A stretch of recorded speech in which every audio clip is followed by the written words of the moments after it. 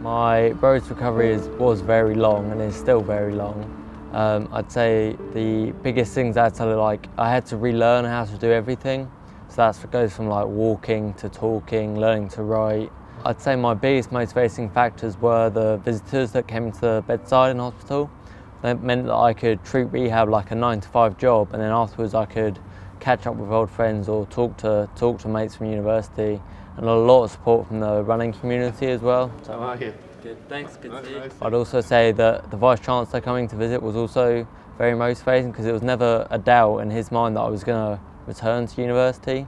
So that meant kind of like the attitude sort of rubbed off on me, so that my attitude to learn to walk or talk or write was, it's never in doubt that it's going to happen, it's just a matter of time. The first time I met Tom, he couldn't move, he was in hospital, and he'd basically been immobile or unconscious for between 2 and 3 weeks. So if you think about it, here's a young man who nearly lost his life.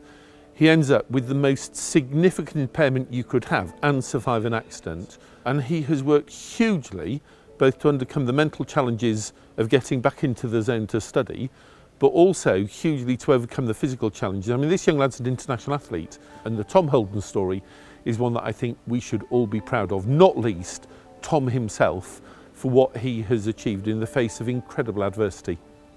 It does feel good to be graduating. It feels good to be able to say that I've done it, regardless of like the things that have happened. I'd say it hasn't just changed my outlook on sport, but also like life in general. So I'm now a lot more appreciative of the little things in life. And I don't think you can take anything for granted, because you never know what's around the corner.